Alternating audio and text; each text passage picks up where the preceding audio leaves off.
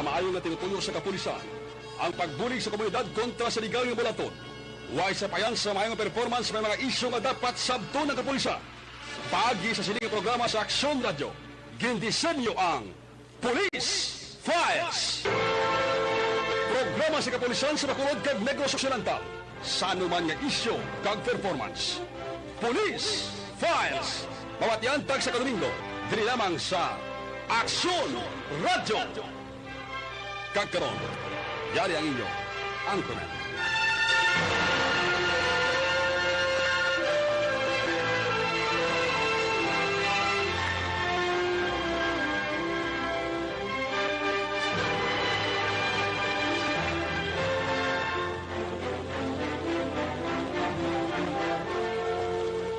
Mayong hapon, Bacolod, may hapon, Negros Occidental, Negros Oriental, of course, sa ato siya matapkanamati sa tabok sa kadagatan, ang Isla Sang Panay, probinsya sa Guimaras, Iloilo, Capiz, Aklan, Antique, part sa Palawan, part sa Masbate. Sa kuto panabutan sa ato sini broadcast, liwat ka mo namon nga ginaabi-abi.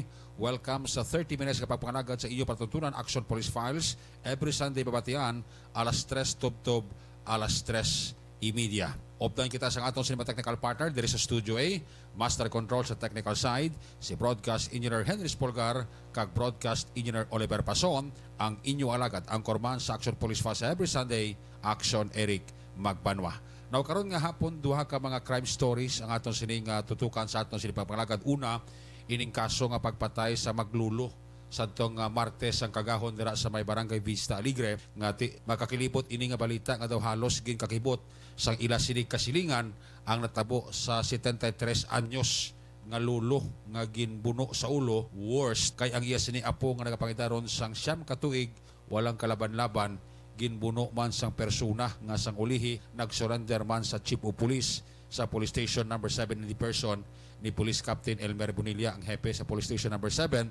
Sa bulig sa iya pamilya, of course, sa bulig man ni Barangay Captain Jose Maria Leandro Norberto de Leon sang Vista Alegre. Tutukan tayo na sa aton sining papangalagad plus ang ining kaso man, pagpatay man sa isa ka gin-report nga may diferensya sa panguna-una, gintiro ini sa itong Miyerkules sa Ugto, broad daylight gintiro gamit ang kalibre 45 nga nagresulta gin sa kamatayon sa biktima nga si Lito Barbon dira sa may Porok Boulevard, Barangay 13. So tutukan tini sa itong pagpangalagad, manging kaupod mo nato ng Chief of Police sa Station number 1, my good friend, Police Major Ramil Sarona. Sa aton sinima kaksyon, ang aton gihapon nga reminder, rejoinder sa atong mga tagpalamati. Sa gihapon, sundon ta ang health protocol, kag kon may available nga bakuna sa aton nga mga barangay magpabakuna. Kay sa gihapon, ara gihapon ang pamahog sang COVID-19, Bacolod kag Negros, ara gihapon sa tag 3-day jets, no? In fact, kadamo na sa mga biktima sang COVID-19 nga ara gihapon confined sa mga private kag public hospital plus ang mga nagkalamatay man diri sa aton sa Bacolod sa Negros nga nangin biktima man sang COVID-19.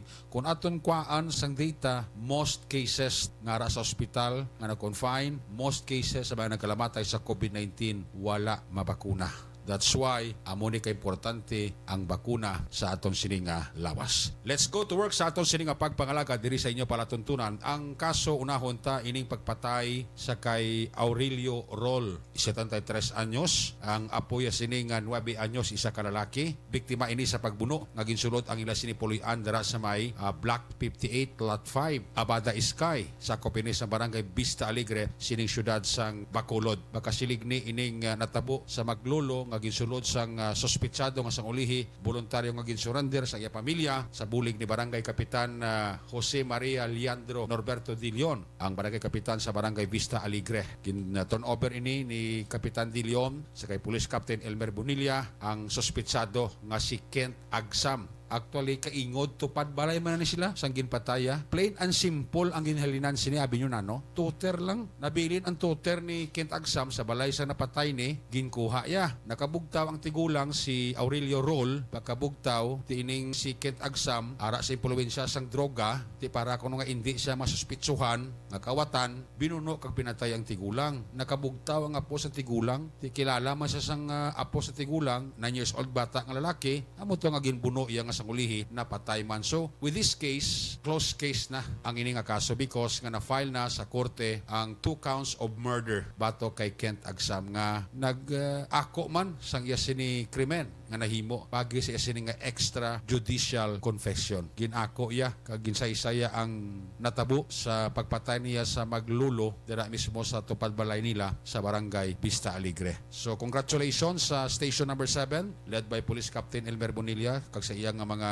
investigador nga nag-usisa gid kag wala gid nag-untat sa pag-usoy sining kaso hasta nga sangulihin na binggo nila kag nagsurrender ang suspect kag didto na file nila ini isang kaso. So more on this, ari sa linya naton si Police Captain Elmer Bonilla, ang hepe sang station number 7. More on this atong topiko karon nga sir. At least good news ini nga balita para sa inyo gati close case na ang ini nga kaso nga pagpatay sa maglulo dira sa barangay Vista Alegre. Captain Bonilla, sir? Yes, Eric, no. Bali nga itong ganun city director, nagkapaluap sa mga kaso kahit manduan na sa nga itong general director nga dapat ining kaso masulbar na kahit involved din isang pagpatay sa minor de edad. So, sinila mga hapon mga nagspatro, ang pamilya nag-contact sa aton. So, ang atong mga operatiba nag-kanto dito sa area kung sabihin, may failure natin yung mag-surrender. So, after sini, nag-surrender ni sa to station. So, as protocol gindala natin dito sa DOJ, no? Kaging basahan ng yung constitutional right ng ating duty fiscal. So, ginako din ng tanan-tanan sila nga gini-himo actioneric. So, subong ginahimo na ng yung extrajudicial confession kag first hour buwas ang aga ipatad natin para file natin ng kaso interest. Anong kaso kay pasaka yun siya, sir? At mo na siya actioneric yung murder ni buwas bigling pataka natin sa iya. Double murder. Initially, sir, ano kung nagtulog siya, ngagin pamatay, ganyan magluluaw? Insuryan natin siya, no? Abi natin daw, nabaw kayo actioneric. Kung siya, nagsulod po siya, kaya nabiling ko niya tuters ulit ng balay. So, kaya medyo gulugan na, tigulang tulog na. Kaya dito sa likod, naging nabrihan yung kung may lulagyan ka sa likod, kaga nagkamang siya, no? Nakita niya kaya to, pero galing lang kayo, tigulang nakabugtaw. So, yung pa rin natin siya, ganyan hambal niya kung mas mahayapang si Bangdan kaya abig yung kakawatan.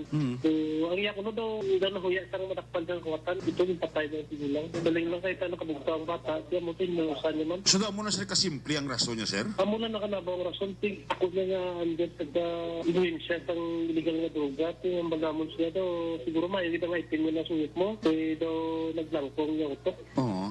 After sa insidente, kuno sir, ano ginihimo dahil kuno sir? At yung mo ito nagdalagan siya. Kasi ang yung panungdaon niya bala, tugma man niya mga witnesses na nakita natin. Kaya paghimo niya kasi may nagpaligalin siya, no? Nagkatulito siya na matiyan. Kaya mo muna siyang nakita sa mga witnesses natin sa nilay statement. So, ginapo niya gini criminal yung gino niya. Oh, why na doubt sir ya? Ginako egedya totally. Wala na, no? Kaya ito, binakindils mo niya sa pamilya niya kung nalagit lang natabo. So, lately ginako niya siya ginagimo niya sa criminal. So, plain and simple, nabili ng tutreto sa balay ng tigulang, amo na ito ginimo idayon.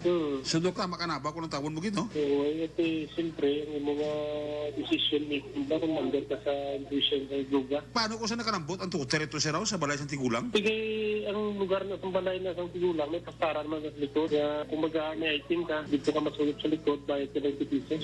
So, definitely, sir, nagpatigayon sinitanan ang pamilya nga mapasurrender ni siya. Kaya mismo bulig sa aton nga barangay kapitan si Katlindi. Aha. So, we consider this case as solved na, sir? Considering nga surrender ang suspect? Kung mapay na kaso. So, at least, sir, bisan paano natingwaan gid naton mataganos ni siyang kamatayon ni siyang maglulo, sir? So, actually, kay mismo nga aton nga city director, no? First time siya nga nagkadto sa crime scene para makita ang lugar kung paano gid nagkatabo ang krimen. Kag na-shock siya sa nakita dito na may nagalapagaling ng mga resources sa illegal drugs kag may kapastara. Kag sa galing lugar, actually, kung mga previous na mga hiti, at 2 times na ninilan na drug raid. So, nadakop to, manang nga kung padayon man lang yung iyapo na yung nakapastara. Okay. So, posible, sir, with respect sa pamilya sa napatay sa sining tigulang, posible, sir, tigulang basi gagamit man, ano, whatsoever. Amo lang ng ka na balante, sino sa ating informasyon, kaya kung natulat naman nila ng tigulang nila ng bata, na adaptibo nila, kaya natikot lang ng kadala, kaya matransfer na sila sa Manila, kaya tungod manibala ang issue sa illegal drugs na kaya lang nadalay. Kaya galing mo ang daro niya, galing lang kasi nag-short ang ila time, Sir, with this development, may gusto ka pasalamatan sa sining kaso nga nasulbar ta, sir? At number 1 gid, no, ang bulig sa tumulo yung pagtudlo kung sino mga suspectado. At first, no, kagahon ko din, hindi ka sila masugit kung sinong suspect, pero padayon ato na ating investigar, natamat na silang bang kung sino mga suspitsado. Ikaduha no, ang bulig sa atong barangay kapitan, si Katinding, siya man ang nagpapigayon na kay Katinding sa pamilya para mag-surrender. Kaya katatlo, ang upod nato niya sa atong trabaho ng mga grupo sa media, na nag-convince man mismo sa pamilya nga mag-surrender na niya siya. Kaya mo na silang successful na nag-surrender ng suspitsado. Sige. With that note, Captain Bonilla, sir, salamat gisang time mo sa Action Radio, and again, congratulations sa tropa. Yes, Sir Actionary, salamat man. No? Kaya congrats man sa inyo. Salamat kid, Police Captain Elmer Bonilla, ang very energetic, very workaholic Chief of Police sa Station Number 7. At least, bisan paano, amunin na klatabo sa duwa ka maglulo, natagaan ta man sang peace of mind ang nabili niya sa iyang pamilya, kag of course, natagaan ta ang hustisya, kag nadakop or nag-surrender ang suspitsado, napasakaan sang kaso 2 counts of murder. Ti amo ni Bla, amo ni ang resulta sang sobra nga gamit sang droga. Kung ang imo ulo insakto lang, hindi mo ni guro mahimo nga klase sang krimen. Kali kiti ara sa impluwensya, kontrolado sang droga, ang utok mo ti way kakabalo sa ginahimo mo after nga magtahaw ng espiritu sang shabu sa utok mo, amo na kag maka imarasmas ka nga indi gali mayo ang imo sininga ginhimo. Now, katuan ta, ari sa linya naton si Police Major Ramel Sarona, ang hepe sang Station Number 1. Ini very workaholic kag energetic man no? Gabulig man ang iyang mga investigador sa sining kaso nga pagluthang, pagpatay man sa tong Miyerkules sang ugto in broad daylight sa pagtiro kay Lito Barbon nga pumuluyo sang Purok Boulevard, Barangay 13 nga nagresulta man sa kamatayon. Sini ulo ang igo, isa man lang, pero ang gingamit kalibre 45 base sa basiyo nga recover sang investigador sa Station Number 1 sa crime scene. Ining kaso ni nga pagpatay kay Lito Barbon do kakomplekto ini no nga sahi sang insidente because nga sa dalayon nga investigasyon ni Police Major Ramil Sarona daw nakit-an sa investigadorya nga daw may cover up ang ini nga insidente. Worst kay ang nagapatigayon sang cover up mismo man lang ang pamilya sang biktima. Ang nagtiro sa biktima, tupad balay man sang biktima, kilala sang mga residente kilala sang pulis naton. That's why nga kulang na lang ang pag-execute affidavit sang pamilya sang napatay, pamilya bali ni Lito Barbon, para mapasaka man ang kaso ng murder against sining suspect ni nga naglutang nagpatay kay Lito Barbon. So may gamay nga problema ang pulis because sometimes uncooperative ang pamilya, concern, kag may mga pagtabon pa, may mga pag-cover up pa sa sining kaso. Nga kung si Major Sarona pa pahambalon, mismo yung pamilya sa biktima nakabalo kung sino ang nagtiro sa sining napatay ni. Kay kung ginreport lang nila after sa insidente, wala ni makapalagyong suspect nadakpan ni isang pulis na galing kay Temoto during that time, uncooperative kag hindi maghambal ang pamilya sang sining napatay. Nevertheless, ari sa linya naton si Police Major Ramel Sarona, ang hepe sang Police Station Number 1. Major Sarona, sir, mayong hapon, ano ang latest development sa sining kaso? Bali ang development sa update sa investigations namon, may ara na kami persons of interest, tapos ang mga persons of interest kilala man lang sa pamilya sa biktima, kag dira man lang ga-star sa ang amon nga lugar sa Purok Boulevard. Ara pala sa share sa lugar? Kagahapon wala na sangging kakandak na kami at pursuit operations kay wala gabi nga kooperar ang pamilya kay ilagin sabon-tabunan ang insidente, pero may naghatay sa mga information nga ang persons of interest taga-dira lang kay kilala gid sa ila pamilya. Amo to nga daw una naman aboto wala gid kooperasyon, daw may cover up bala nga nitabo. Amo wala day naman siya nadakpan. So but sining una pagkadula isir sa lugar dako ang posibilidad nga siya naghimo sang krimen. Yes, siya gid naghimo sa krimen ka dako man posibilidad nga damo man nakakita nga siya gid ang gatiro kay ano na nga lugar mo, damo tao mo, tapos lapitan na dikit-dikit ang balay. Tapos ang time ang natabo ang aksidente, ara mo lang mga utod niya sa lugar sa natabuan sa pagpangtero. So kung nakapanugin sa inyo sa ang pamilya sa biktima, posible nadakpan nyo na mismo gid nga adlaw. Yes, nadakpan tani dahil namon. Kailan kayo wala gid sila gano, isa iban pa tao na mo nakuha ang impormasyon. So sila mismo nga pamilya do may cover up? Yes, amo na niya panapangdan namon sa amon investigasyon pag-abot sa crime scene namon Ano ni sir pagkatawas ang suspect? Kaya may armas yung nga 45? Bali, wala man yung ubra ng suspect. Wala gini siya gid ano ga. Dira lang na siya ka tambay-tambay mo lang na dira. Tapos amo na may racket siguro na nga may caliber 45 sa armas. Or dako man possibility basi ginulam na lang na niya nga armas kay ang auto na niya kag ang biktima dugay na ning may misunderstanding. Kapila sila may katuig na ginsa prison nila. Bali, pirmi na halos kada tuig, kapila ka bisis nila ginsa priso ang biktima dari sa Station 1. Kasi ginisa gamaoy ni siya, kag ginaligar man lang may diferensya sa paminsaron. Sa last week lang, September 14, gindite naman na dire ang biktima. Sa reklamo man yapon sa iya mga utod, kag sa iya pamilya dito, kag mga kaingod balay nga gamaoy kag ginbuno niya iya bata nga minor na igo kay nakuberan niya sa tulunan.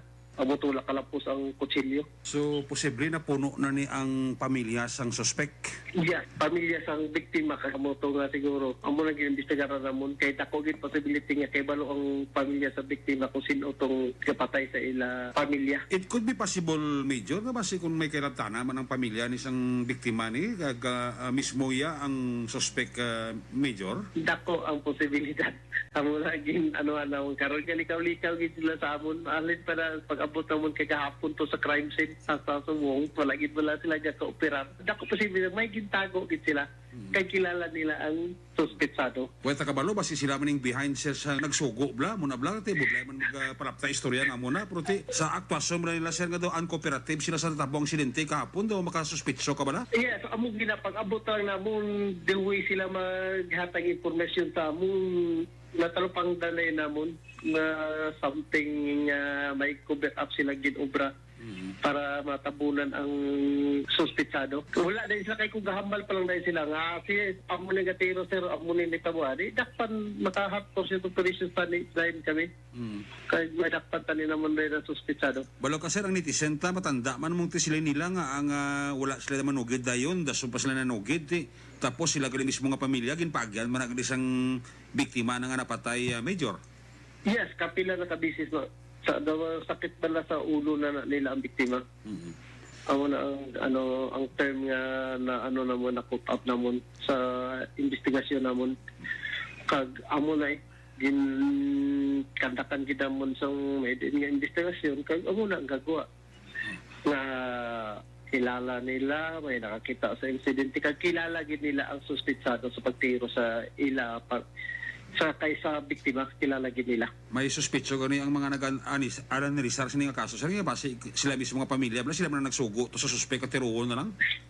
Amo man ang amon giniimbestigaran man aksiyonere may possibility dewi sila maghatag impormasyon sa amon dawal halos wala gid sila maginhatag nga impormasyon nga makabulig pagsulbar tani sa insidente. Pero may mga pumuloyo nga kabuhi na istorya nga amo gid na ang ginaita totoo nga naitabo. Ti Subong sir, ano ang pamilya na sang biktima nagapakigangot pa sa inyo Subong durante nga interview ta ka? Sa Subong wala pa gid aksiyonere halin pa kagahapon na muna gikatuan pa to na liwat kagahapon sa ilang balay tapos hambal nila sa gabi naman sila tawagan katuan. Sir, mabot ang tiyempo abi ka matabo bi sir nga ang pamilya mismo sa biktima hindi mag-file kaso. Ano matabo ni sir? Dali papirmaho lang naman siya la. Affidavit of interest nga hindi sila willing mag-file kaso against sa suspect. Moto proprio ang police station 1 hindi kapasaka kaso considering nga tin-identify naman ang suspect, Major? Kay kinahanglan na may complainant gid may private may complainant gid nga sa pamilya gid mismo direct relatives. So may na ang iban nga may affidavit non interest. So may raise ni sir ang doubt sang netizen kung mismo ang pamilya interesado mag-file kag sila di ma-file kaso against sa suspect. Yes, amo tani na ang dapat may tabo tani. Dapat tani sila gagawa pero sila kag sila gid mismo ang mag-file kaso against sa suspect kay kami assist lang kami sa ila i-prepare tanan ng documents para ma-file na namon murder tong suspetsado. In this case sir hapos niya sa lubaron kay may suspect niya mo. Yes, hapos na action erect. So hopefully Major within this week kabay pa nga mag-cooperar sila or else tiyan mo na sila nato nga mangin wala na ang kaso kag tiyan mo na hindi ta ma-erase ang doubt sa publiko nga basi sila mo na nagpatigayon sila tanan. Yes, amo gina action erect amo ng mga possibility nga gilantaw man namon. Paano ni sir gintiro ka ni sir ang biktima? Gaano gani ka ni sir? Balibang ko ni siya tapos paligo dito sa may bumba. Tapos ang araw siya sa portahan sa iya balay, nahuba na siya dinargo, natalikod, kag dito siya gintiro sa suspitsado. Isa mo lang igo sila sir, no? Yes, isa lang igo sa tuong parte sa iya ulo. Kag gigamit 45. Yes, alleged caliber 45. Kag imposible man nga wala sa may nakakita sa suspetsado kiti temprano pa to sa matabo sa ng insidente. Yes, temprano kag damo gid ga linabay sang mga lugar although suludlon siya, pero damo gid ga linabay. Kag ang ngalan sa suspect sir sa do ka klaro sa inyo. Yes,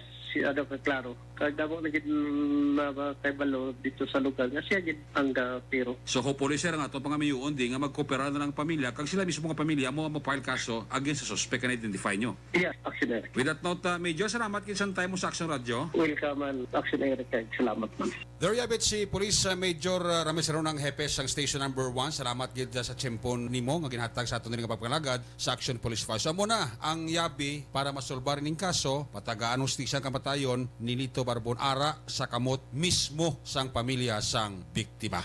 Gusto ko pa pero ang tiyempo ko alang-alang na Action Police Files magatakop ini temporaryo balik ini next Sunday same time same station standby sa masal ka programa ang Negros Occidental Provincial Police Office in action. Magasunod after sang aton sini nga pagpangalagad. Ang aton masami nga gina-remind sa aton matag palamati, health is wealth. Ang ikayong lawas manggad sa subong nga pandemic sa COVID-19 kinanglanon magpabakuna. Opo diri sa aton nga mga technical partner sa Studio A, Broadcast Engineer Henry Spolgar kag Broadcast Engineer Oliver Pason, ang inyong alagad sa Action Police Files every Sunday, alas 3 to alas 3:30. Ako naman si Action Eric Magbanwa nagasiling. Salamat gid sa inyo pamamati. Tub-tub sa masunod ko Domingo. Happy weekend sa Bacolod. Action Radio. Star